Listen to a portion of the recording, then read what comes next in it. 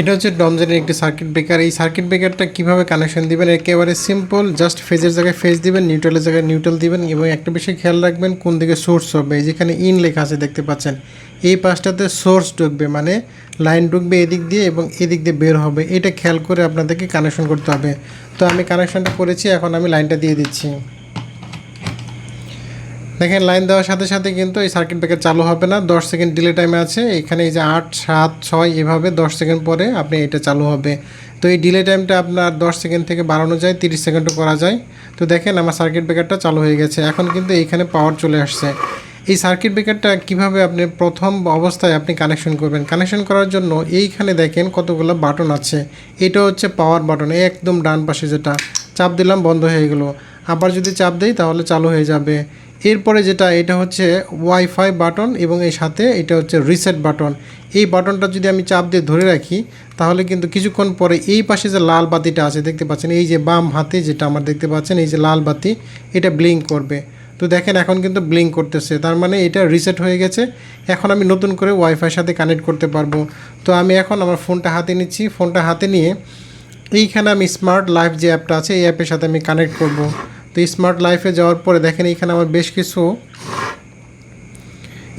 কিছু ডিভাইস কিন্তু কানেক্টেড আছে, যেমন জিজু আছে, 63 SW একটা মডেল আছে, কন্ট্যাক্ট সেন্সর আছে, আর এটা হচ্ছে আমার 63 কালার ডিসপ্লে। এই করা অবস্থায় আমরা এটা ফোনটা হাতে নেব।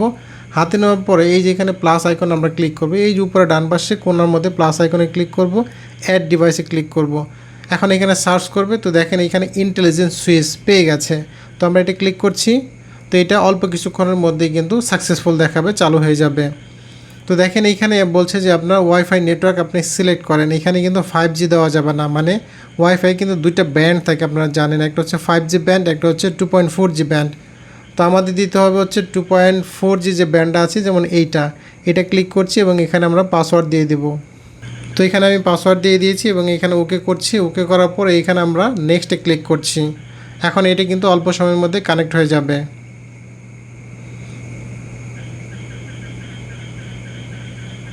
তো দেখেন 63টি হোয়াইট ডিসপ্লে এটা কানেক্টেড হয়ে গেছে।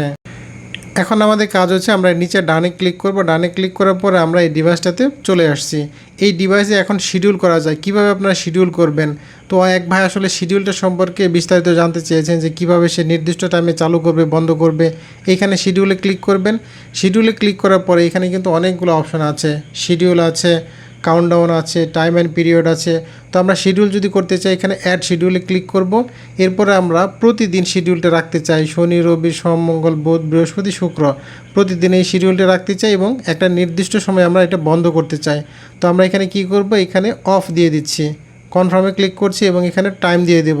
আমরা প্রতিদিন কখন এটা বন্ধ করতে চাই, সাপোজ আমি দুপুর 12টার দিকে আমরা দুপুর 1টার দিকে বন্ধ করতে চাই, তাহলে আমরা এখানে 1টার দিকে আমরা এখানে 0 করে দেব। 1 এখানে হচ্ছে ঘন্টা, আর এই পাশে হচ্ছে মিনিট, আর এটা হচ্ছে PM। তো এটা আমরা সেভ করে দিলাম। সেভ করার পরে কিন্তু এখানে দেখাচ্ছে যে কোন সময় এটা বন্ধ হবে। 1টার দিকে, স্যাটারডে থেকে, মানে সপ্তাহে 7 দিনই কিন্তু বন্ধ হবে। কখন? 1টা, মানে দুপুর 1টার দিকে বন্ধ হবে। এখন আমরা চালু করব ঠিক 1 ঘন্টা পরে, প্রতিদিনই 1 ঘন্টা পরে চালু করব। তাহলে আমরা আরেকটা শিডিউল অ্যাড করব। আরেকটা শিডিউল এখানে ক্লিক করে দিচ্ছি, আমরা শনি থেকে শুক্র প্রতিদিন।